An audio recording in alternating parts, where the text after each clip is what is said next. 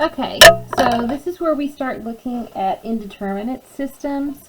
We've been looking at with statics and deformation, but we haven't been looking necessarily at indeterminate. We're going to start looking at heat as well.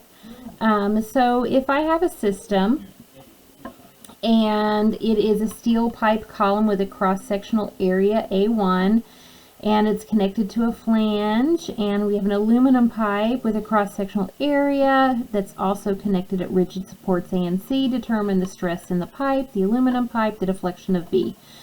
Okay, so if this was all one material, all a uniform area, all whatever, then we could, by symmetry, use ratios and figure out how our reactions go. But we have different properties, okay?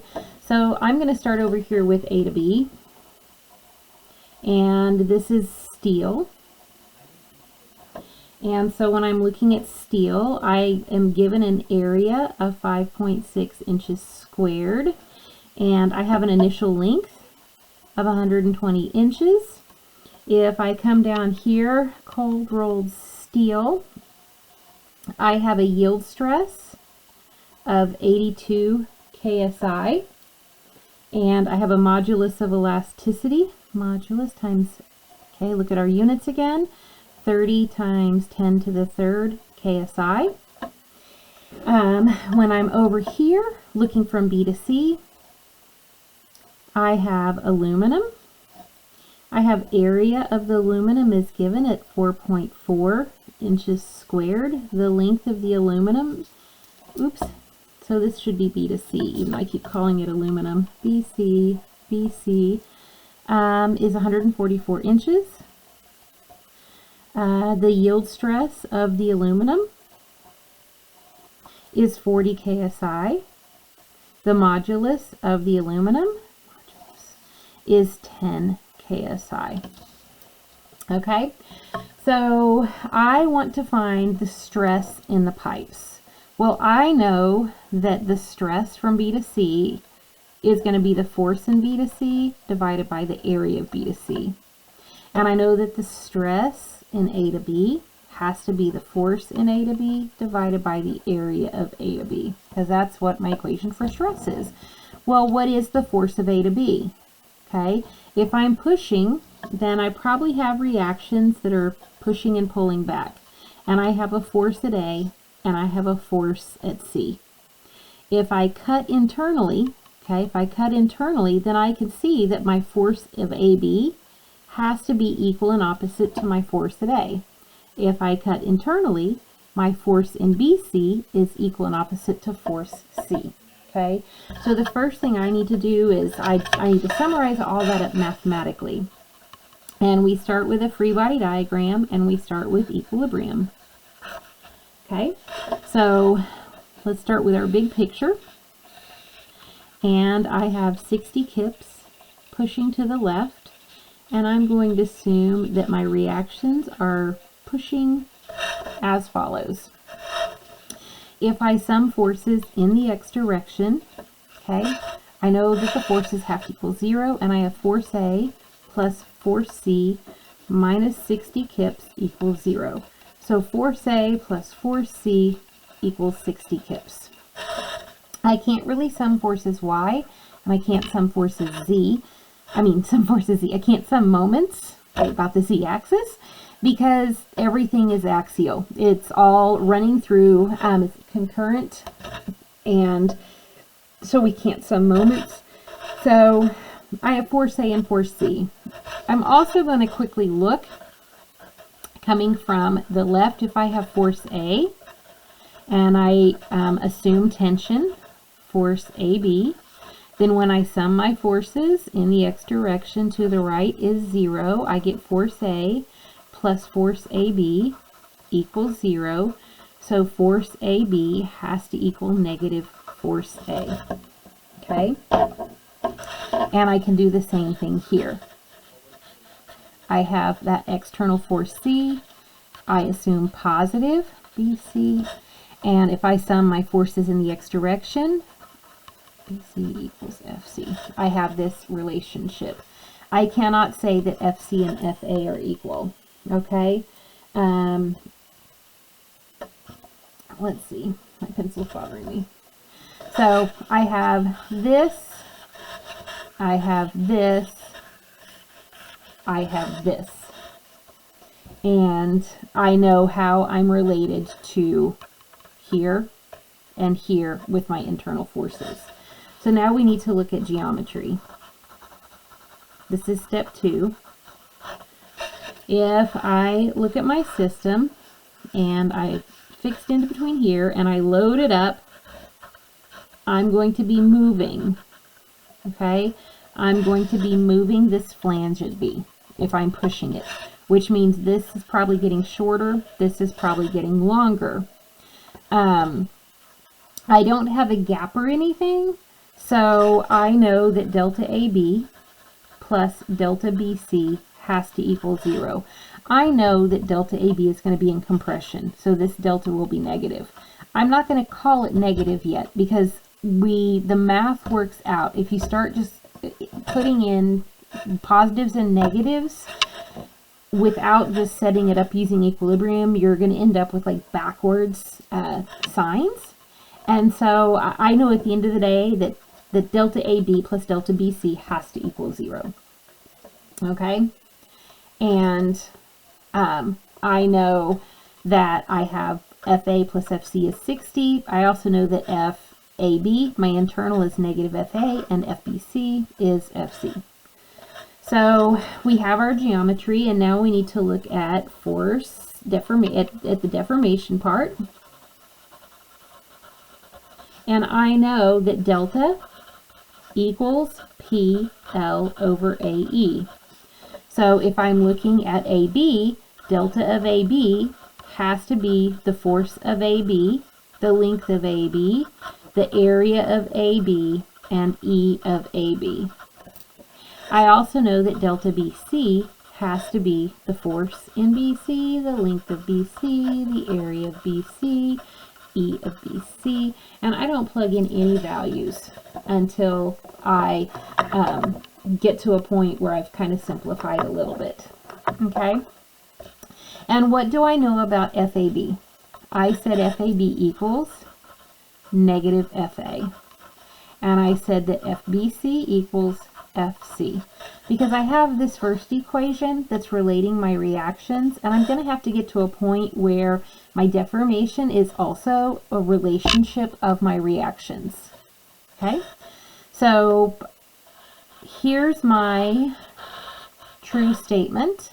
Here's my geometry.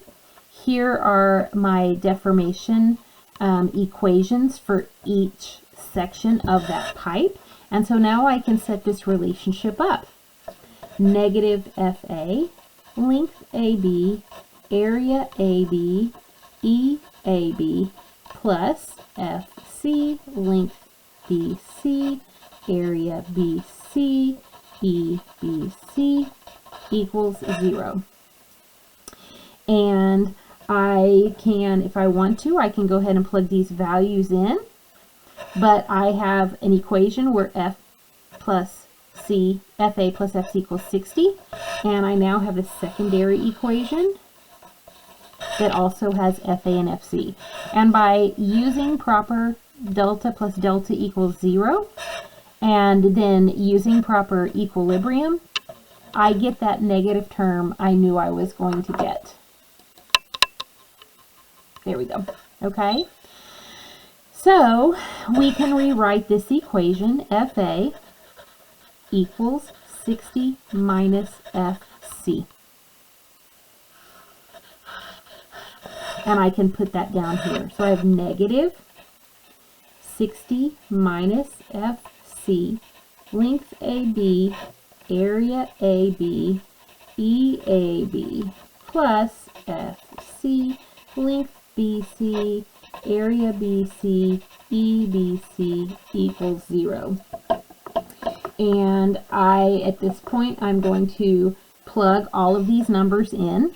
And it's nice when you have a chart because you can just say 5.6, 120, here's my E, A, L, E, plug, plug, plug. And when I do that correctly, I'm going to come through here, and I'm going to get that the force at reaction C is 10.749 kips. When I plug this back in, subtract it from 60, my force at A is 49.25 kips. Those are my reactions. Okay, those are my reactions. How can I check to make sure these are valid numbers? I can go back to this equation, and when I plug these in here, I should get that, yes, 10 plus 50 is 60. Okay, the other thing I can do is plug those values back into my deformation, my compatibility equation here. When I plug these in, I should indeed get that 0 equals 0. If one of these statements is not true, you need to go back and check your math, because this should make both of these equations happy. So now that I know, let's try to get our pictures up here. Now that I know that FC is 10.749 kips and FA is 49.25 kips, I know that FBC equals 10.749 kips, and I know that FAB equals negative 49.25 kips, which makes sense. I can, looking at it, I'm probably going to be in compression from A to B, and it works out where I got that negative value. Again, don't just throw negatives and positives in, just do the equilibrium in the math. It comes out right. So if I want to know the stress in AB, it's negative 49.25 kips. My cross-sectional area was 5.6 inches squared, and I get negative 8.79 KSI. When I'm looking at BC, I have in tension 10.749 kips divided by cross-sectional area of 4.4, and I get a positive value of 2.44 KSI, and I need to make sure that we are less than yielding and less than yielding. And my yielding for the steel was 82 KSI, so I'm way under. And my yielding for the aluminum was 40 KSI, and so I'm way under. So check. We have not yielded. We can continue. We are doing okay. Okay. So I've checked those yields, and now what I need to do is I can check my deflections. And deflection, delta, deformation is PL over AE. So if I'm looking at delta from A to B, then I get force A to B, length A to B, area A to B, E of A to B, negative 49.25 kip times 120 inches divided by 5.6 inches squared times 30 times 10 to the 3 KSI, and I get a delta AB of negative 0.0352 inches. What does negative mean? It means 0.352 inches to the left. And I can do the same thing for B to C, with force B to C, length of B to C, area B to C, E of B to C, and I'm actually going to find it's 0.0352 inches. Okay, and again, we are moving to the left. So my values came out the same. Everything checks. If I wanted to know strain of A to B, strain is just change in length over length. So I could go back and look at my delta, negative 0.0352. My original length was 120 inches, and I could calculate the strain. For some reason, this is not doing a very good job of staying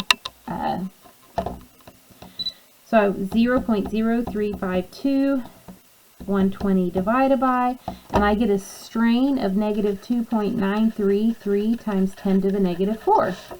And this is where I could go back, and Poisson's ratio is 0.33. And so Poisson's ratio is that lateral strain over longitudinal strain. Longitudinal is the length that I am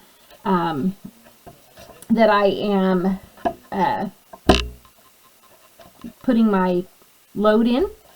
And so I have negative lateral divided by negative 2.933 times 10 to the negative fourth. And I'm going to get that my negative lateral equals 2.933 times 0.33. I get negative 9.679999, bunch of 9, so I should round that up, times 10 to the negative fifth.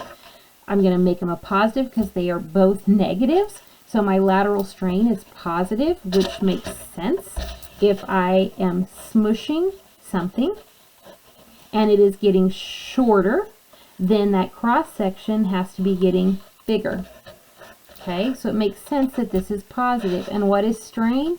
Strain is change in length over length. So if I were given, let's see, if I were given, well, we can look at, well, it says it's a pipe, so it's probably hollow. But if it weren't hollow, then we could take the area and we could go back and calculate the diameter and move from there. But we would use this strain with both the inner and the outer diameter to get the new dimensions of, this is longitudinal, so this would be our diameter final minus diameter initial over diameter initial. Okay, strain is just change in length. Once I go from the lateral or from the longitudinal to the lateral, then I'm working with that cross section.